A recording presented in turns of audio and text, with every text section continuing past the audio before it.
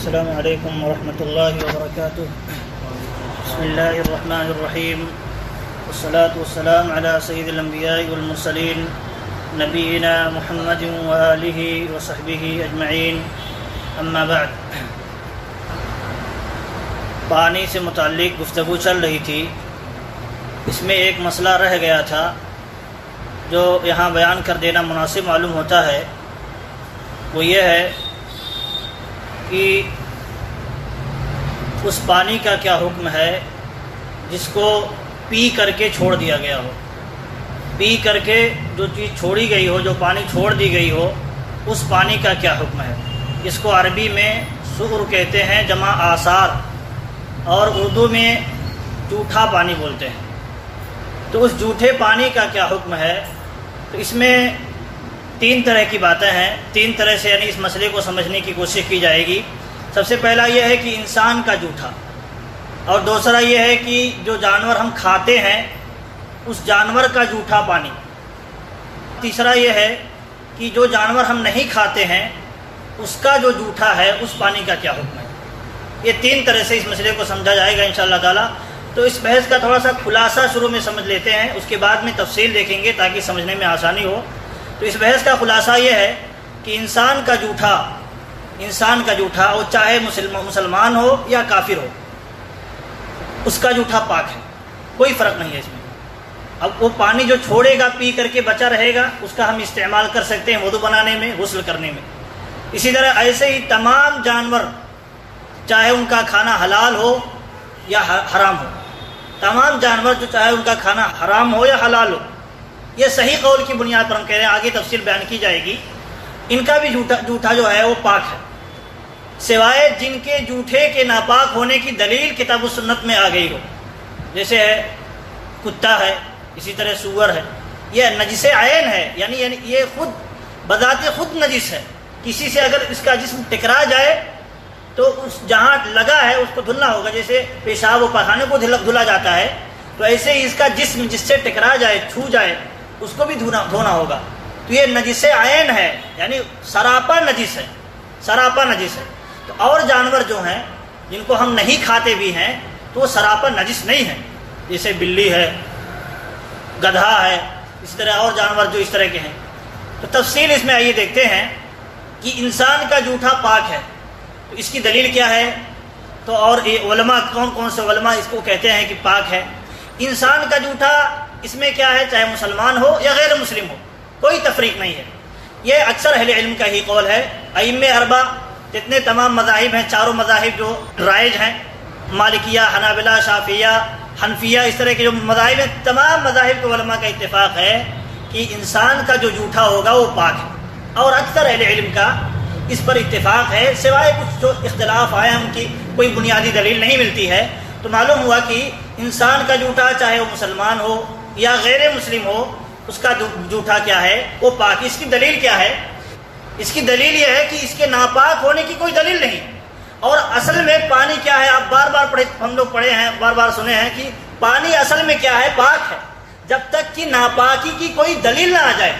تو جس چیز کی اصل پاک ہو تو ناپاک کے لیے کوئی دلیل اگر نہیں آتی ہے تو اصل میں وہی دلیل ہے، وہی دلیل ہے، خود دلیل ہے. نہ دلیل ہونا وہی خود دلیل ہے کہ وہ پاک ہے.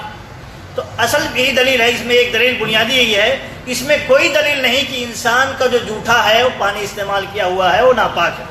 الا یہ کہ اس میں تھوڑا سا تفصیل یہ ہے، انسان اگر شراب پیے ہو، منہ میں شراب ہو، لگا ہوا ہو، اب وہ استعمال کر رہا ہے پانی، تو اس میں کیا ہوگا، وہ شراب کا قطرہ اس میں جائے گا تو اس کا الگ حکم ہوگا.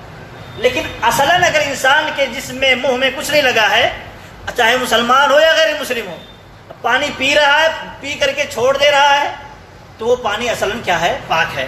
بنیادی دلیل یہ ہو گئی کہ اس میں کوئی دلیل نہیں اس کے ناپاک ہونے کی.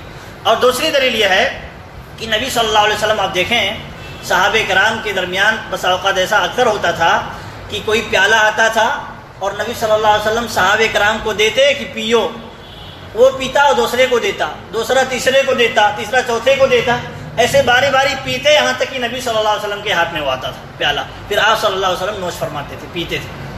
تو اگر جھوٹا انسان کا ناپاک ہوتا تو نبی صلی اللہ علیہ وسلم رہنمائی فرماتے.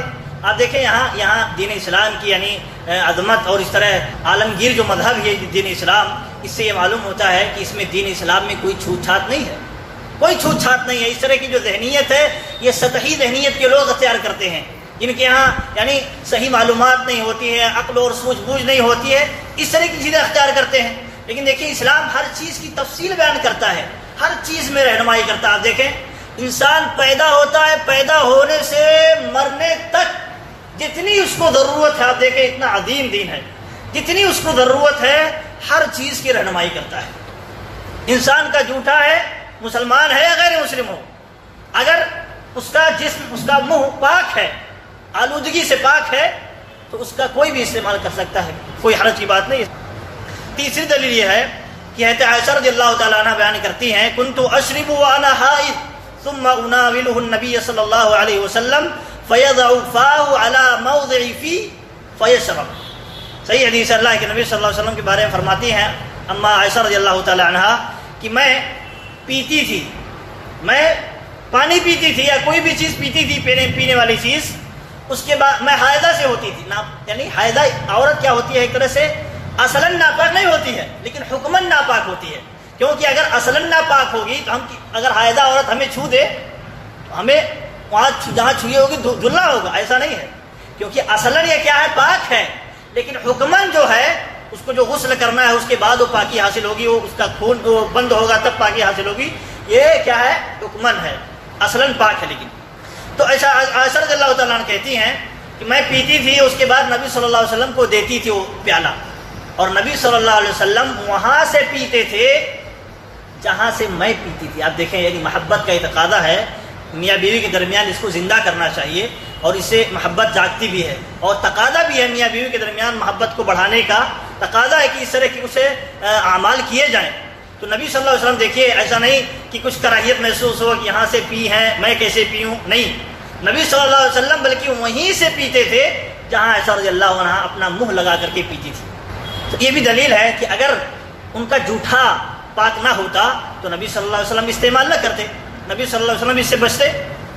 اور اسی طرح آپ دیکھیں جو دلیل ہے، موٹی دلیل کافروں کے بارے میں جو غیر مسلم ہے ان کا جھوٹا بھی پاک ہے، اس کی موٹی دلیل یہ ہے کہ آپ دیکھیں نبی صلی اللہ رب العالمین قرآن کریم میں کتابیات کے اہل کتاب کے متعلق، یہود کے متعلق کہتا ہے کہ ان کی جو عورتیں ہیں مسلمانوں کے لیے حلال ہیں، مسلمانوں کے لیے حلال ہیں، ان سے شادی کر سکتے ہیں. اس کے شرائط ہیں وہ الگ ہے، بہرحال اصل کیا ہے، جائز ہے.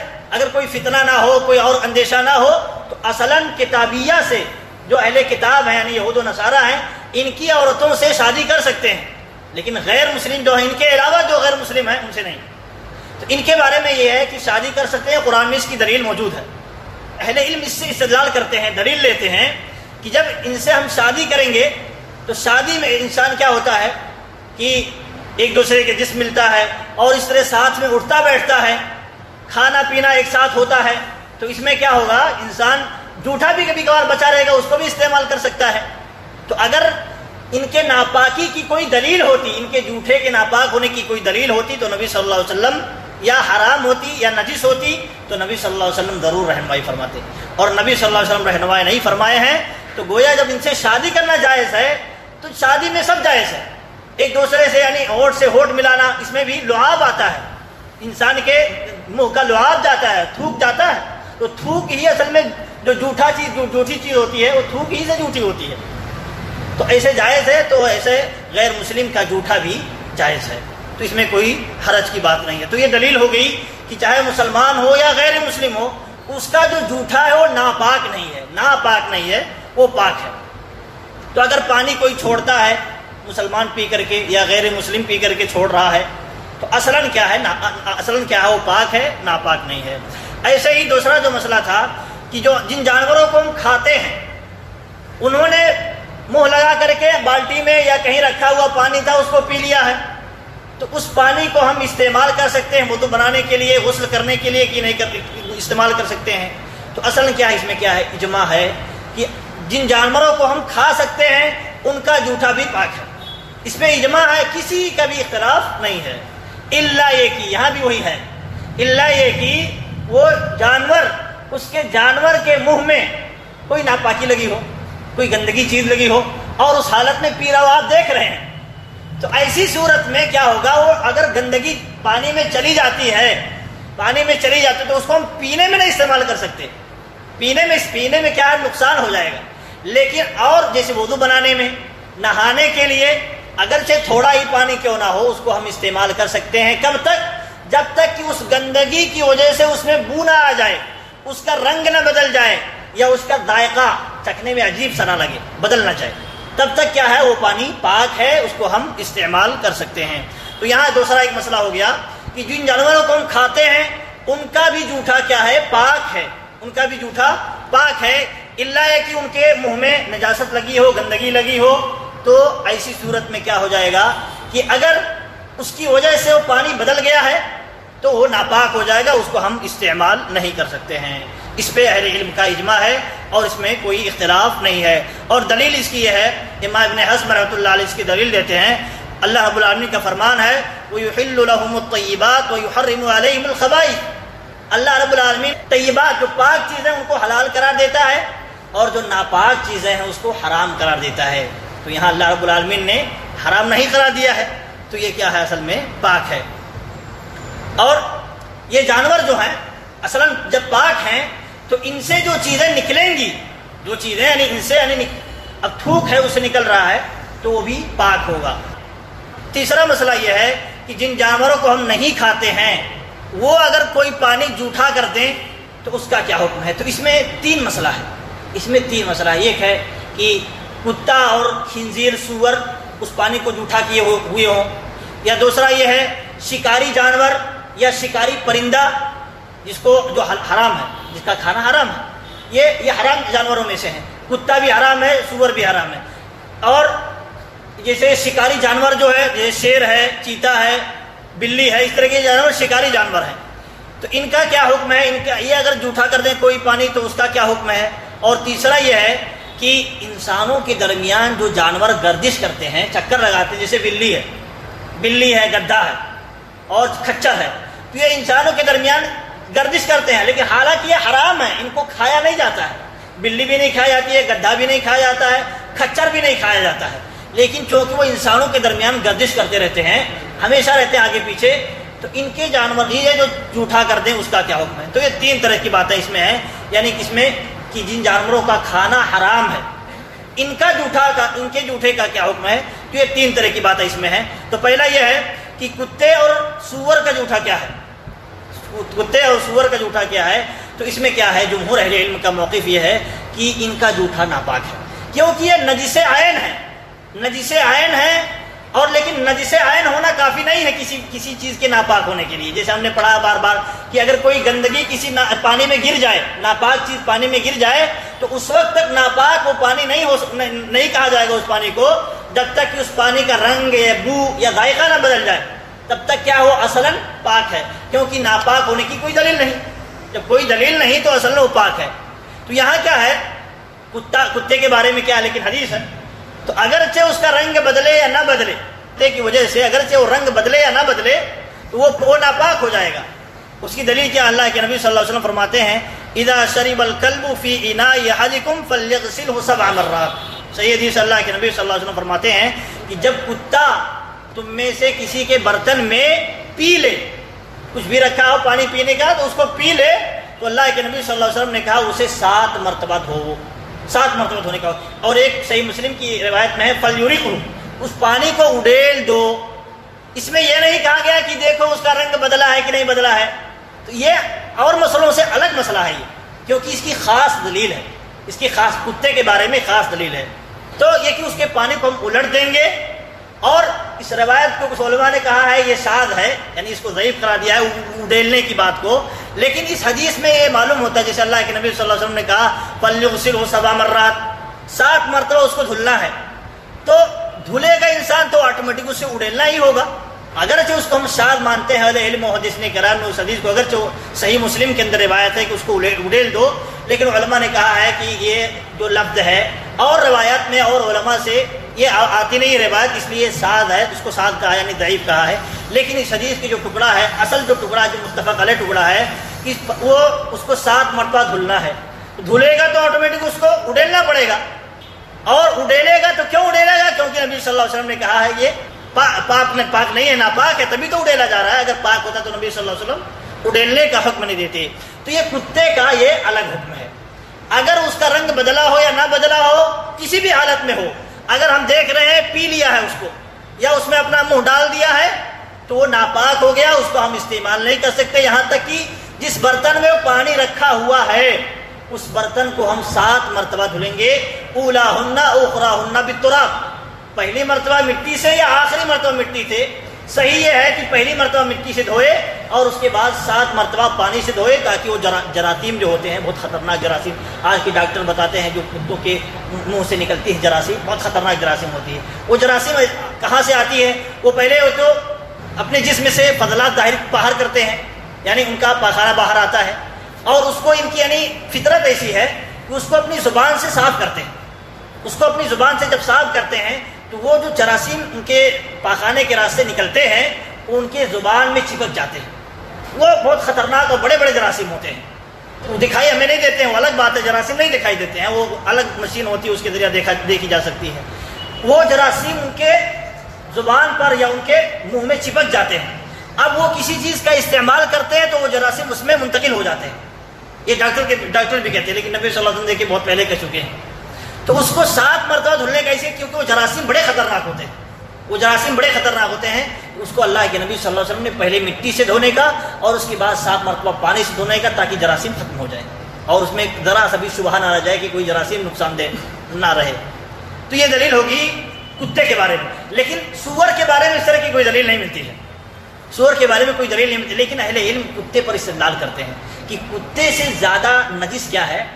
سور ہے۔ کتے کو تو ہم پال بھی سکتے ہیں ضرورت کے تحت، اگرچہ وہ نجس ہے، پال سکتے ہیں ضرورت کے تحت، شکاری کتا ہے، اگر ہمیں ضرورت ہے شکار کرنے کے لیے تو اس کو پال سکتے ہیں اور وہ جو پکڑ کے لائے گا اس کو کھا بھی سکتے ہیں، لیکن سور کو پالنے کی کوئی بھی اجازت نہیں ہے، سور کو پالنے کی اجازت نہیں ہے۔ تو اہل علم اس سے قیاس کرتے ہیں کہ جب کتے کا یعنی یہ ناپاک ہے یا اس کا جوٹھا، تو ایسے ہی سور کا بھی جوٹھا بدرجہ اولا ناپاک ہوگا۔ اور اس کی دلیل بھی ہے، اللہ قرآن کریم کے اندر اللہ رب العالمین نے کہا سور کے بارے میں فَإِنَّهُ رِجْسٌ، یہ کیا ہے؟ ناپاک ہے، پلید ہے، گندا ہے، سور کیا ہے؟ پلید ہے، ناپاک ہے۔ تو کہتے ہیں اہل علم کی یہ جو سور ہے نجس عین ہے، ایسے ہی کتا بھی نجس عین ہے، جیسے پاخانہ اور پیشاب نجس عین ہے۔ ایسا نہیں ہے کہ انسان جیسے اپنی بیوی سے ملتا ہے تو ناپاک ہوتا ہے لیکن اصل میں ناپاک نہیں ہوتا ہے، حکماً ناپاک ہوتا ہے، اصلاً پاک ہوتا ہے، لیکن سور کے بارے میں، کتے کے بارے میں کیا؟ وہ اصلاً ناپاک ہے، اصلاً ناپاک ہے۔ تو یہ چیز ہو گئی کہ سور اور کتے کے بارے میں کہ اس کا جوٹھا جو ہوگا وہ ناپاک ہوگا، اس کو ہم استعمال نہیں کر سکتے ہیں۔ لیکن یہاں ایک بات آتی ہے، ایک مسئلہ آتا ہے کہ اگر کہیں تالاب بڑا ہے اس میں جا کر کے کتے پیتے ہیں پانی، دیکھتے ہیں ہم، سور بھی بسا اوقات پیتا ہے، تو اگر ایسی صورت میں اگر ہمیں اس پانی کو چھوڑنا پڑ جائے اور ہمارے لیے کوئی پانی نہ ہو تو بڑی مشقت آ جائے گی، اور اللہ رب العالمین مشقت میں انسان کو، مسلمانوں کو نہیں ڈالنا چاہتا ہے، مشقت میں نہیں ڈالنا چاہتا۔ لا یکلف اللہ نفسا الا وسعہا، جتنی طاقت اللہ تعالیٰ اسی کے مطابق اس کو مکلف کرتا ہے۔ تو اہل علم کہتے ہیں کہ دیکھیے یہاں جو حکم ہے یہ تھوڑا پانی ہو جس میں یعنی یہ امکان ہو کہ وہ جراثیم جو جائیں گے تو نقصان پہنچائیں گے انسان کو، تو ڈاکٹر سے بھی مشورہ لیا جا سکتا ہے کہ کتنے پانی میں ان کا جو لعاب جائے گا، ان کی تھوک جائے گی، ان کا جوٹھا جو جائے گا تو خطرناک ہوگا، ڈاکٹر سے بھی مشورہ لیا جا سکتا ہے۔ تو اگر تھوڑا پانی ہے جس میں اس کی جراثیم پڑنے سے انسان کو نقصان ہو جائے گا تو اس پانی کو نہیں استعمال کرنا ہے، لیکن زیادہ پانی ہو تو زیادہ پانی میں نہیں نقصان ہوگا، اس میں کوئی مسئلہ نہیں ہے۔ بہت زیادہ پانی تالاب کا پانی ہے تو اگر روزانہ وہ آتے جاتے ہیں اور ان کے آنے جانے کی وجہ سے پورا تالاب گندا ہو گیا ہے، اس کا رنگ بدل گیا ہے، بو آ رہی ہے، وہ الگ مسئلہ ہے، وہ الگ مسئلہ ہے۔ لیکن کبھی کبھار ایسے آ گئے اور اس کا اپنی حالت پہ باقی ہے تو ہم اس کو استعمال کر سکتے ہیں، کیونکہ اس طرح کی چیزیں نبی صلی اللہ علیہ وسلم کے زمانے میں بھی پائی جاتی تھی، جانور کتے بھی پائے جاتے تھے اور تالاب بھی ہوا کرتے تھے، کنویں بھی ہوا کرتے تھے، اور اس طرح کے آنا جانا لگا رہتا تھا۔ نبی صلی اللہ علیہ وسلم منع کرتے اگر اس طرح کی کوئی بات ہوتی کہ ایسا پانی نہ استعمال کرو، جب نہیں منع کیا تو گویا کہ اصلاً کیا ہے وہ پاک ہے، جب تک کہ اس کا رنگ وغیرہ نہ بدل جائے اس کے آنے جانے کی وجہ سے۔ اور اس میں دوسرا مسئلہ یہ تھا جس کو ہم جس جانور کو نہیں کھاتے ہیں اس میں یہ ہے کہ جو وحشی جانور ہیں، جو شکاری جانور ہیں، چاہے وہ پرندے ہوں یا جانور ہوں، ان کا جو جوٹھا ہے اس کا کیا حکم ہے؟ تو صحیح قول کے مطابق یہ ہے کہ ان کا جوٹا بھی پاک ہے، کیونکہ وہ اصلاً کیا ہے وہ ناپاک نہیں ہے۔ اصلاً کیا ہے، مثلا وہ ہمارے جسم کو چھو دے تو ایسا نہیں اس جسم کو دھلنا پڑے گا، وہ اصلاً ناپاک نہیں ہے۔ لیکن نبی صلی اللہ علیہ وسلم نے یعنی جو اور دلیلوں سے معلوم ہو کہ ان کا گوشت ناپاک ہے، یعنی اس کو ہم کھائیں گے تو ناپاک ہے، کیونکہ جو جانور حرام ہیں ان کو ذبح کریں گے تو پاک ہی نہیں ہوگا، کیونکہ وہ اصلاً وہ حرام ہے۔ تو حرام چیز کو اگر ذبح بھی کرے تو ذبح اس لیے کیا جاتا ہے تاکہ پاک ہو جائے۔ ورنہ آپ دیکھیں گائے ہے، حلال جانور ہے، اگر زندہ گائے ہے اس کا گوشت ہم نکال کر کے کھا لیں، نکالے کاٹ کر کے اور اس کو پکا کر کے کھائیں تو وہ پاک ہے، وہ میتہ ہے، مردار ہے، وہ حرام ہے۔ لیکن جب ہم ذبح کرتے ہیں تو گویا اس زندہ جانور کو جو ہمارے لیے حلال ہے اس کو پاک کرنے کے لیے ہم ذبح کرتے ہیں تو پاک ہو جاتا ہے۔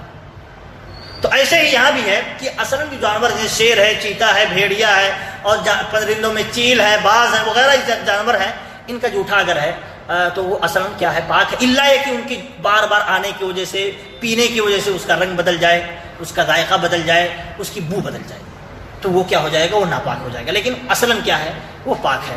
اس کی بہت ساری دلیلیں یہ ہے کہ اس میں کیا ہے، کوئی دلیل نہیں ہے اس کے ناپاک ہونے کی، کوئی اس طرح کی صریح دلیل نہیں ہے، اور اس کے پاک ہونے کی بہت ساری دلیلیں ہیں، لیکن وہ اس میں کچھ نہ کچھ ضعف پایا جاتا ہے، ضعیف روایتیں ہیں، اس کو ہم دلیل اسی لیے بناتے ہیں کیونکہ وہ ضعیف حدیث ہیں۔ لیکن اصلاً اس میں کوئی ایسی دلیل نہیں آتی جو اس کو ناپاک قرار دے۔ تو جب ناپاک قرار دینے کی کوئی دلیل نہیں ہے تو وہ پانی پاک ہے، کیونکہ اصلاً پانی جو ہے جس کو استعمال کرنے والی کوئی بھی چیز ہو، چاہے کپڑا ہو یا زمین ہو، کوئی اور چیز ہو، جب تک نہ معلوم ہو جائے کہ ناپاک ہے تب تک وہ کیا اصل میں پاک ہے۔ ایسے ہی کیا ہے، کھانے والی چیز ہے، کھانے والی چیز میں کیا اصلاً پاک ہے، جب تک کہ دلیل نہ آ جائے کہ یہ حرام ہے اور ناپاک ہے۔ ایسے ہی اس میں کیا ہے، اصلاً جب پاک ہے تو جب کوئی دلیل نہیں ہے تو ان کا جوٹا بھی پاک ہے۔ اور اللہ رب العالمین نے کہا کہ وما جعل علیکم فی الدین من حرج، کہ اللہ رب العالمین نے دین میں کوئی حرج نہیں ڈالا ہے، کوئی مشقت نہیں ڈالا ہے۔ تو اس سے اہل علم استدلال کرتے ہیں، کہتے ہیں کہ یہ جانور آتے جاتے رہتے ہیں، ہمارے آس پاس آتے جاتے رہتے ہیں، تو اگر ان کی وجہ سے پانی ناپاک ہوتا رہے تو کوئی پانی پاک ہی نہیں بچے گا، بڑا مسئلہ پیش آ جائے گا۔ تو یہ چیز ہے، یہ دلیل اہل علم نے دی ہے۔ اور اس کے جو قائلین ہیں بہت بڑے بڑے علماء ہیں، مالکیہ، شافعیہ، ایک روایت امام احمد بن حنبل رحمۃ اللہ علیہ سے ہے، امام ابن المنذر رحمۃ اللہ علیہ، امام ابن حزم رحمۃ اللہ علیہ، ابن عثیمین رحمۃ اللہ علیہ، اور جو سعودی عرب کی فتویٰ کمیٹی ہے، بہت بڑی کمیٹی ہے جو لجنہ دائمہ جس کو ہم جانتے ہیں، متفقہ فیصلہ ہوتا ہے علماء کی طرف سے، بڑے بڑے علماء کی طرف سے، ان کا بھی یہی کہنا ہے کہ اس طرح کے جو جانور ہیں، شکاری جانور، ان کا جوٹا کیا ہے، اصلاً ناپاک نہیں ہے، وہ پاک ہے، ان کا جوٹا پاک ہے۔ اور تیسرا اس میں یہ مسئلہ تھا کہ جو چکر لگانے والے جانور ہیں، چکر لگاتے ہیں ارد گرد میں، تو ان کے جوٹے کا کیا حکم ہے۔ تو ان کے جوٹے کے بارے میں اصل میں کیا ہو کہ خاص دلیل آئی ہے، اس لیے اس کو الگ سے بیان کیا جاتا ہے۔ آپ دیکھیں بلی ایک پہلا ہے بلی، اس میں دو ہیں، ایک بلی اور ایک گدھا اور خچر، دو طرح کے مسئلے اس میں ہیں۔ پہلا ہے بلی، تو بلی کے بارے میں اکثر اہل علم کا موقف یہی ہے کہ بلی کا جوٹا پاک ہے، اور بلی خود پاک ہے۔ بلی کیونکہ یہ بھی شکاری جانوروں میں سے، آپ دیکھیں یہ بھی شکار کرتی ہے، کچھ بھی پکڑ کے کھاتی ہے، تو اس کا جوٹا بھی پاک ہے، کیونکہ اللہ کے نبی صلی اللہ علیہ وسلم نے فرمایا انہا لیست بنجس انہا من الطوافین علیکم والطوافات۔ اللہ کے نبی صلی اللہ علیہ وسلم نے کہا بلی ناپاک نہیں ہے، بلی ناپاک نہیں ہے، یہ تو تمہارے ارد گرد چکر لگانے والی ہے۔ وہ اس موقع پر کہا گیا کہ جب بلی پانی پی رہی تھی اور وضو بنانے کے لیے پانی تھا تو اس وقت یہ دلیل پیش کی گئی کہ نبی صلی اللہ علیہ وسلم نے کہا کہ بلی پاک ہے، ان کا جوٹا بھی پاک ہے، یہ چکر لگایا کرتی ہیں۔ تو خود اس کے بارے میں اہل علم کا اکثر اہل علم کا، بلکہ اس میں اتفاق میں نقل کیا گیا ہے کہ بلی خود پاک ہے۔ ایک قول کے مطابق ہے کہ ناپاک ہے، وہ قول مرجوح ہے کیونکہ اس کے پاس کوئی دلیل نہیں ہے، لیکن اس میں دلیل ہے کہ نبی صلی اللہ علیہ وسلم نے کہا یہ ناپاک نہیں ہے، ناپاک نہیں ہے تو وہ پاک ہے، تو جب وہ پاک ہے تو اس کا جوٹا بھی پاک ہے، اس کا جب وہ جسم پاک ہے تو اس کا جوٹا بھی پاک ہے۔ تو اسی طرح اور بھی بہت سارے عمل صحابہ کرام سے متعلق ملتے ہیں کہ بلی کا جوٹا جو ہے وہ پاک ہے۔ تو یہ دلیلیں ہیں کہ بلی کا جوٹا اگر جو بچتا ہے تو وہ پاک، بلی خود پاک ہے، اگر ہم اس کو اٹھا لیتے ہیں، لے لیتے ہیں، کھلاتے ہیں۔ ہاں، اسی طرح دوسرا یہ ہے کہ جو چکر لگاتے ہیں جانور، گدھا ہے، خچر ہے، گدھے پہ سواری کرتے ہیں، بسا اوقات خچر پہ بھی سواری ہم کرتے ہیں، نبی صلی اللہ علیہ وسلم بھی گدھے پر سواری کیے ہیں۔ تو ان کا بھی جوٹا کیا ہے؟ پاک ہے. ان کا بھی جوٹا کہ پاک ہے، کیونکہ اس میں بہت سارے اہل علم کا کہنا ہے، مالکیہ ہیں، شافعیہ ہیں، امام احمد بن حنبل رحمۃ اللہ علیہ سے، لیکن کیا ہے حنفیہ کچھ نہیں کہتے ہیں. حنفیہ کے ہاں توقف اختیار کرتے ہیں، کہتے ہیں پاک ہے یا ناپاک ہے نہیں معلوم. ان کے ہاں وہ اشتباہ میں پڑ گئے ہیں، شبہے میں پڑ گئے ہیں، اس لیے وہ کوئی بات نہیں کہتے ہیں. لیکن ان کے علاوہ جو علماء ہیں وہ کہتے ہیں، اکثر علماء کی یہ پاک ہے ان کا جوٹا، کیونکہ اللہ کے نبی صلی اللہ علیہ وسلم کے بارے میں دیکھیے کہ فرماتے ہیں کہ معاذ بن جبل رضی اللہ عنہ کنت ردف النبی صلی اللہ علیہ وسلم علی حمار یقال له عفیر. معاذ بن جبل رضی اللہ عنہ کہتے ہیں کہ میں نبی صلی اللہ علیہ وسلم کے گدھے کے پیچھے بیٹھا تھا. نبی صلی اللہ علیہ وسلم کے پیچھے میں سواری پر تھا اور وہ سواری گدھے کی تھی اور اس گدھے کا نام عفیر تھا. عفیر تھا. تو آپ دیکھیں اس سے اصطلاح اہل علم کرتے ہیں کہ جب اگر گدھے کا جوٹا ناپاک ہوتا تو گدھے کا جوٹا کیا ہوتا؟ جو لعاب نکلتا ہے، تھوک نکلتا ہے. تو یہاں نبی صلی اللہ علیہ وسلم سواری کر رہے ہیں، گرمی کی حالت میں بھی سواری کرتے رہے ہوں گے تو پسینہ نکلتا ہے. تو جیسے لعاب نکلتا ہے جسم سے، ایسے ہی جسم سے پسینہ نکلتا ہے. تو اگر وہ ناپاک ہوتا تو وہ جو پسینہ نکلتا تھا تو وہ بھی ناپاک ہو جاتا اور نبی صلی اللہ علیہ وسلم کے جسم سے لگتا تھا تو نبی صلی اللہ علیہ وسلم دھلتے اگر ناپاک ہوتا. لیکن ایسی کوئی روایت نہیں ملتی ہے کہ نبی صلی اللہ علیہ وسلم دھلے ہوں. تو جب دھلے نہیں ہیں اور جب ہم سواری کرتے ہیں تو سواری کرتے ہیں جس جانور کی، تو بسا اوقات وہ چھینکتا ہے، بسا اوقات یعنی وہ ہمارا کپڑا کبھی کھا جاتا ہے، کبھی کچھ ہوتا ہے، اس طرح رہتا ہے. تو اگر ناپاک ہوتا تو نبی صلی اللہ علیہ وسلم ہدایت کرتے. لیکن جب ہدایت نہیں کیے ہیں تو اصلاً کیا ہے؟ ان کا بھی جوٹا پاک ہے. ناپاکی کی کوئی دلیل نہیں ملتی ہے.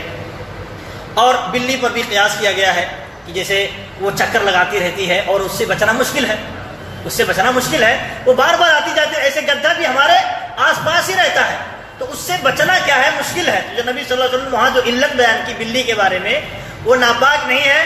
اور علت جو بیان کی وہ تمہارے درمیان چکر لگاتی ہے تو اس کا جوٹا ناپاک نہیں ہے. تو ایسے ہی گدھے بھی ہمارے ادھر یہ چکر لگاتے ہیں تو ان کا جوٹا ناپاک نہیں ہے. لیکن آپ دیکھیں نبی صلی اللہ علیہ وسلم کی ایک حدیث صریح ہے کہ اللہ کے نبی صلی اللہ علیہ وسلم نے کہا، وہ اعلان کروایا کہ ان اللہ ورسولہ ینہیان عن لحوم العمر الاہلیہ، اور کہا انہا نجس.